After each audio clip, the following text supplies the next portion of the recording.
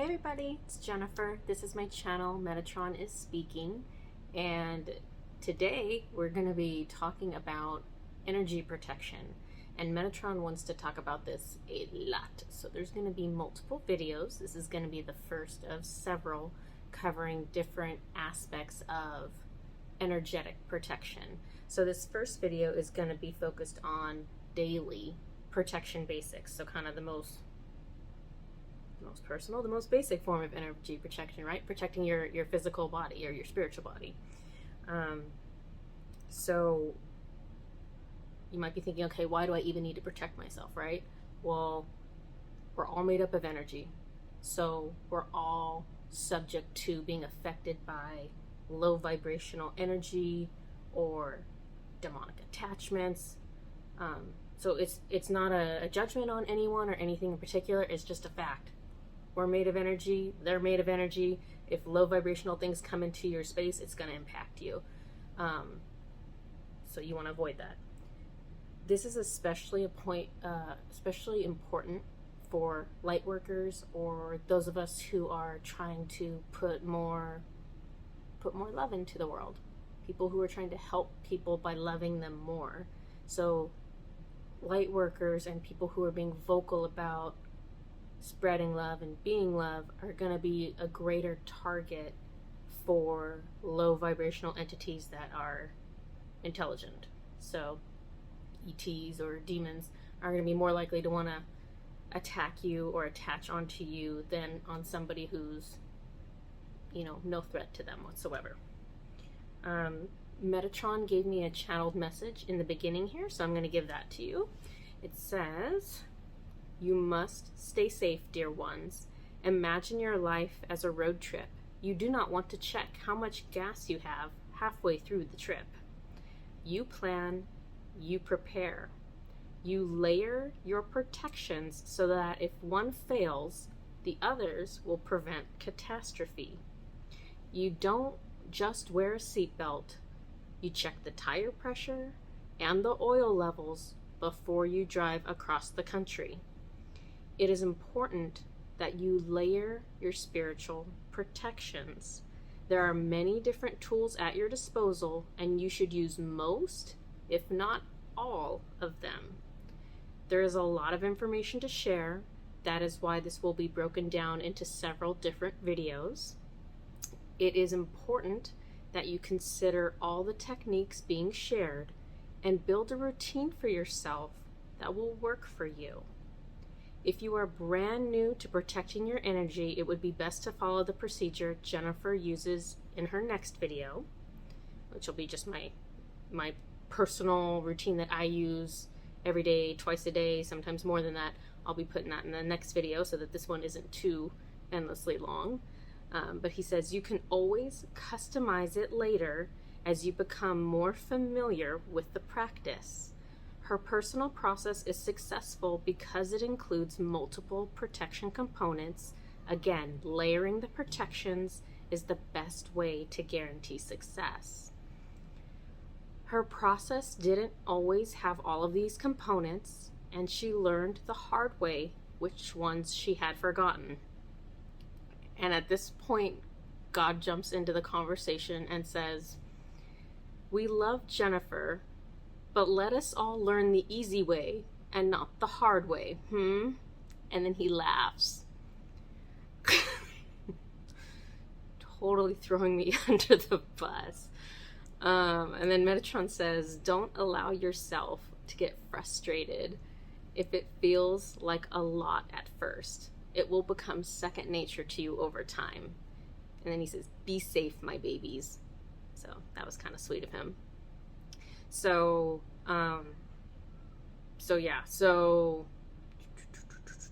let's kind of go over some of the basics of this. So I'm going to go over kind of just the basics of the different components that are within my personal ritual.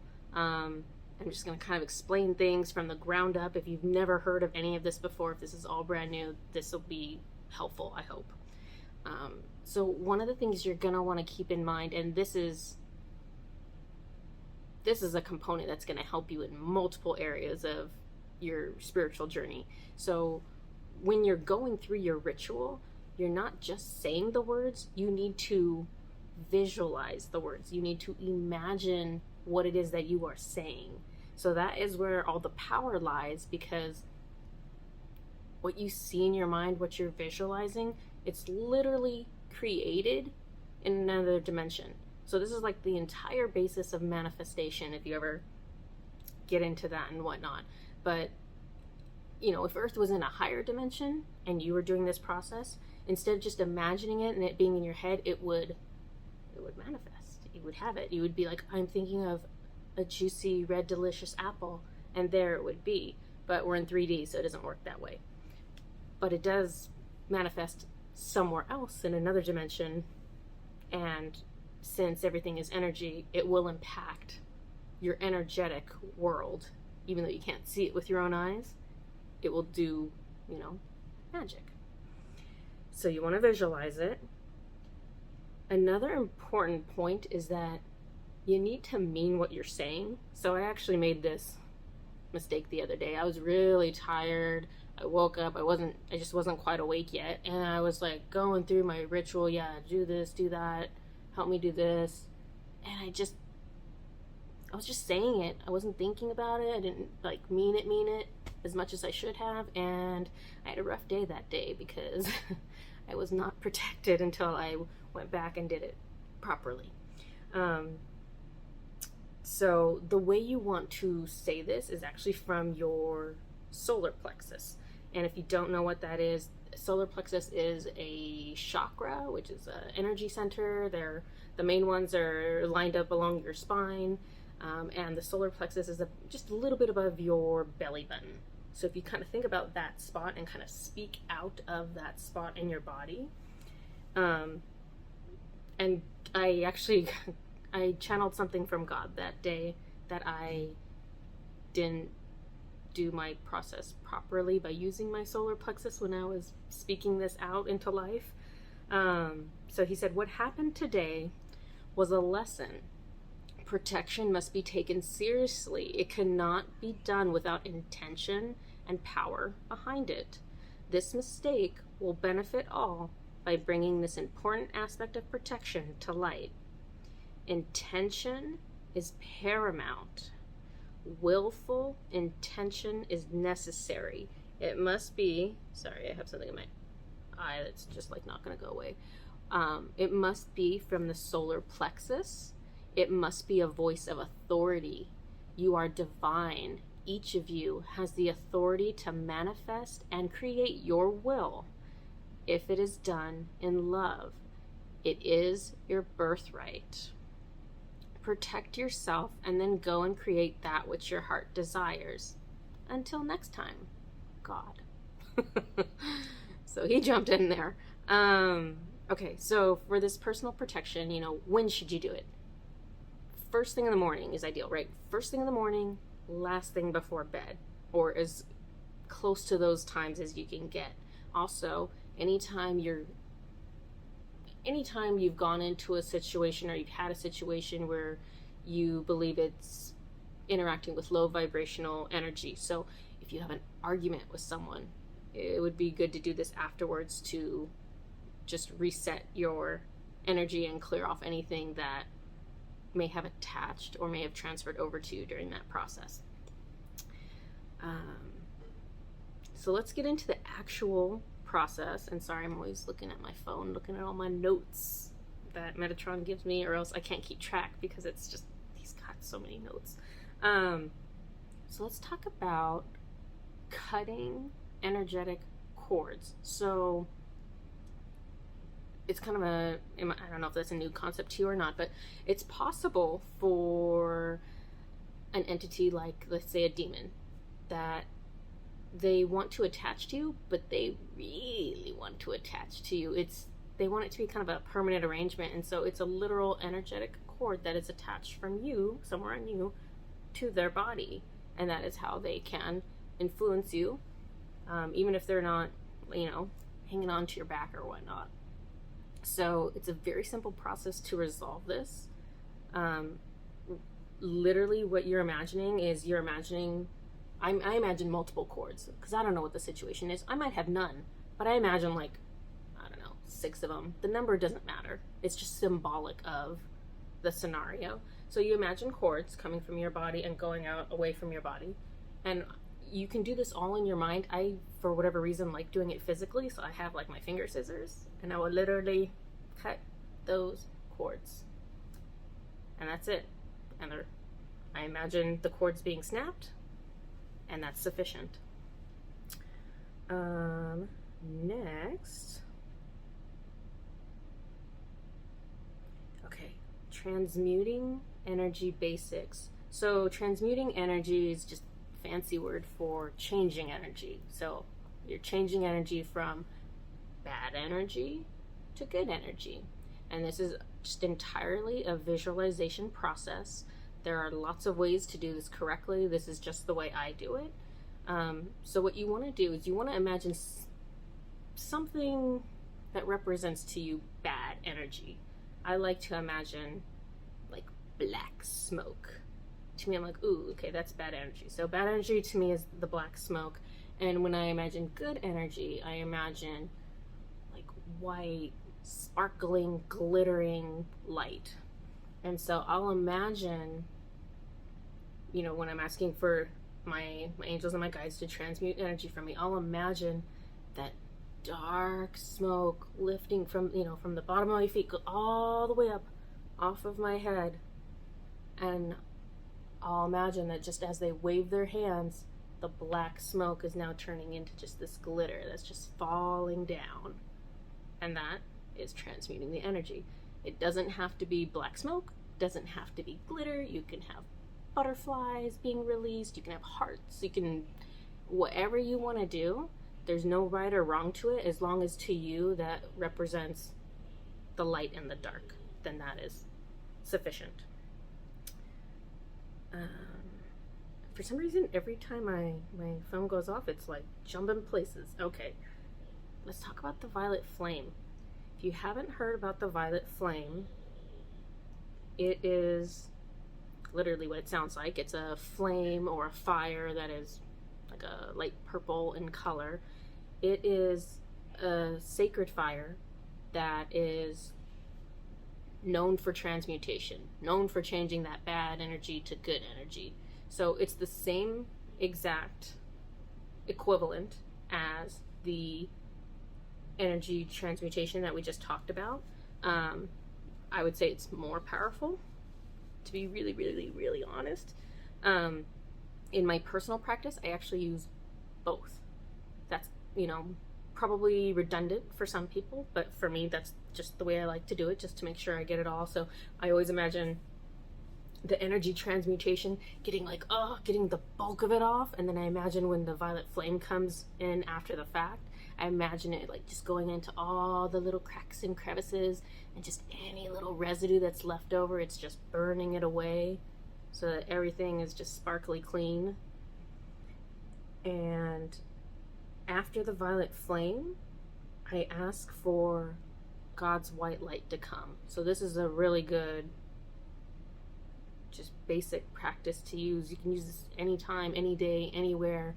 So God's white light, I imagine it obviously as being white.